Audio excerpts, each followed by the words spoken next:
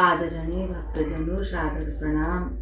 हम आज श्री नाभाजी द्वारा वर्णित एक भगवान के ऐसे भक्त हैं जिन्हें श्री शेष जी कहते हैं और श्री सूत जी और महाशाल श्री शौनक जी की कथा को श्रवण करेंगे।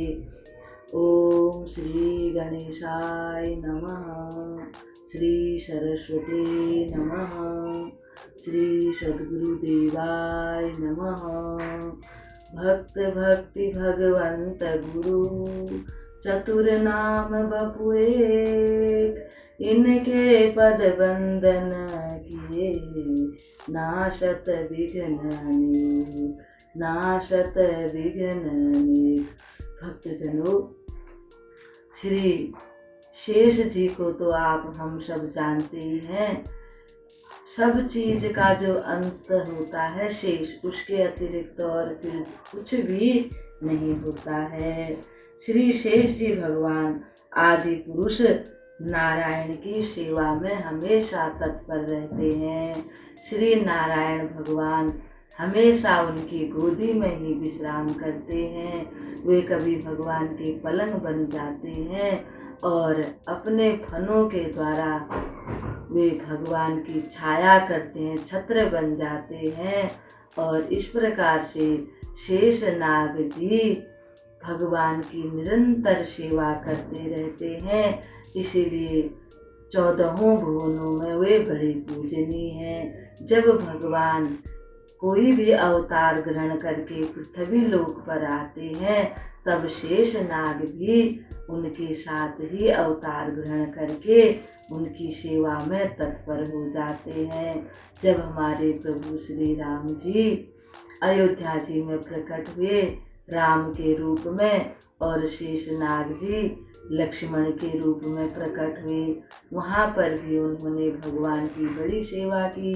जब वनवास हुआ तो वे वन में श्री राम जी की सेवा में तत्पर हो गए और 14 वर्षों तक उन्होंने भगवान श्री राम की खड़े होकर के ही कहते हैं कि भगवान की बड़ी सेवा की। और जब भगवान ने कृष्ण का अवतार ग्रहण किया इस पृथ्वी पर, तब शेष जी महाराज बलराम जी के रूप में अवतीर्ण हुए। यहाँ पर भी उन्होंने भगवान के साथ साथ ही भगवान की हर प्रकार से सहायता की। शेष महाराज अपने 100 मुखों से भगवान की महिमा का गान करते रहते हैं, भगवान की कथा कीर्तन करते रहते हैं और भगवान की हर लीला में उनके सहायक होते हैं। भला कौन ऐसा है जो श्री शेष नाग जी की महिमा को गा सके और उनकी महिमा को बता सके। इसलिए हम इतने में ही आपको यहाँ पर इस कथा को विश्राम देते हुए अब श्री सूत जी की कथा श्रवण करवाते हैं। श्री सूत जी महाराज को भी भला कौन नहीं जानता, हम सब जानते हैं। श्री सूत जी महाराज ऐसे हैं कि इन्होंने ही सभी कथाओं को सुनाया है। शौनक आदि ऋषियों के द्वारा हम सब तक इनके मुख से ही ये कथा पहुँची हैं। ये रोमहर्षण जी सूत जी के पिताजी थे। भगवान वेद व्यास के परम प्रिय शिष्य थे। भगवान व्यास ने इन्हें समस्त पुराणों को पढ़ाया और आशीर्वाद दिया कि तुम समस्त पुराणों के वक्ता होगे, यानी समस्त पुराण जो हैं वो तुम्हें कंठस्थ हो जाएंगे और तुम इनके वक्ता होगे। इसीलिए ये समस्त पुराणों के वक्ता माने जाते हैं। ये सदा ऋषियों के आश्रमों में घूम घूम कर ऋषि मुनियों को कथा श्रवण कराते हैं। जहाँ कहीं भी इनकी कथा होती है, जब ऋषि मुनियों को पता चल जाता है तो वे वहाँ भाग भाग कर जाते हैं और इनकी कथा को श्रवण किया करते हैं। इनकी कथा इतनी मधुर होती है कि मनुष्य हो चाहे कोई भी हो, वह इनकी कथा जो एक बार सुन लेता है फिर वह इनकी कथा का हमेशा सुनने का अभ्यास करता है, हमेशा सुनना ही चाहता है इनकी कथा को। ये परम पावन और बड़े पवित्र कहे गए हैं सूत जी महाराज। और जब ये कथा करते हैं तो इनको चारों तरफ से सभी ऋषि मुनि आकर के घेर लेते हैं। ऐसे सूत जी महाराज हैं। अब इनकी हम ज़्यादा क्या बड़ाई करें। अब आप श्री शौनक जी की कथा को श्रवण कीजिए। शौनक जी महाराज। शौनक उवाच सूत उवाच।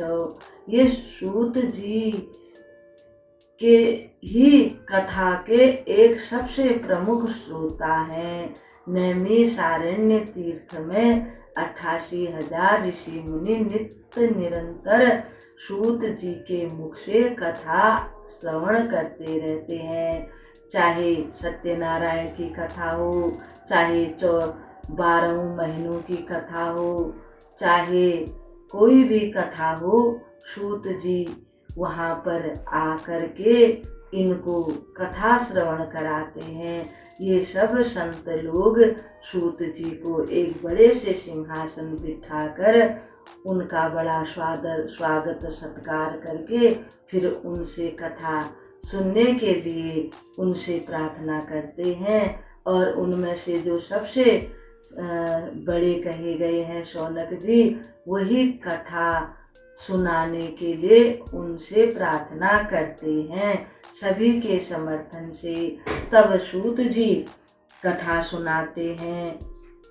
और महाभारत हो चाहे कोई भी कथा हो, ये श्रवण कराते रहते हैं। जो कुछ भी सुनाई पड़ता है, आज हम तुम सब लोग जो कुछ भी सुनाई पड़ता है वह सब शौनक जी की ही कृपा का फल है।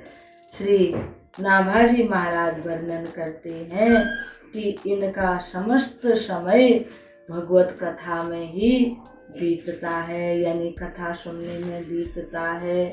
इस संसार में कोई ऐसा होगा कि जो इनके जैसा होगा। ऋषियों में जैसा विशुद्ध और संयम युक्त चरित्र महर्षि शौनक का मिलता है, वैसा शायद ही किसी का होगा। पुराणों को कैसे सुनना चाहिए, इसकी शिक्षा देते हैं। भगवत चरित्र सुनकर कैसे अनुमोदन करना चाहिए, कथा में किस प्रकार एकाग्रता रखनी चाहिए और समय का कैसे सदुपयोग करना चाहिए, इन समस्त बातों की शिक्षा हमें शौनक जी के चरित्र से मिलती है। भक्तजनों, शौनक जी महाराज हमारे लिए, समस्त संसार के लिए सूत जी से अनेक अनेक प्रश्न करते रहते हैं।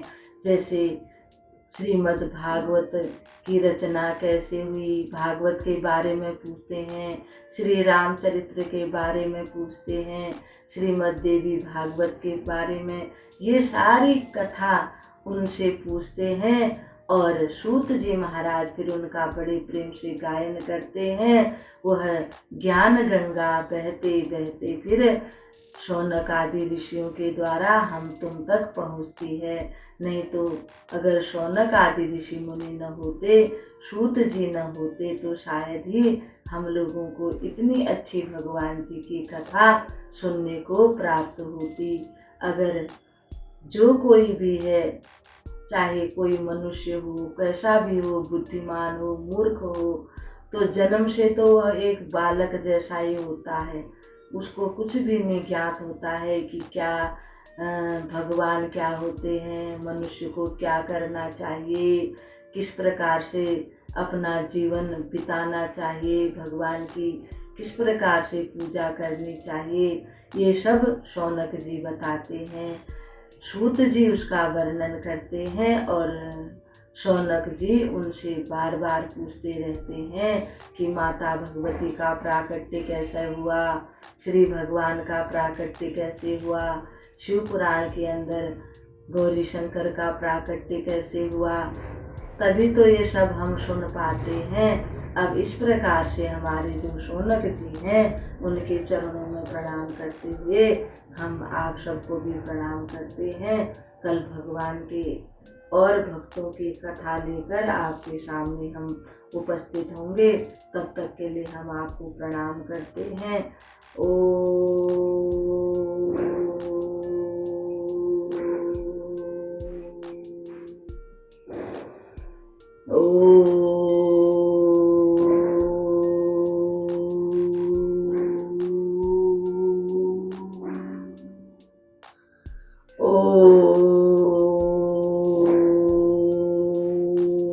शांति शांति शांति।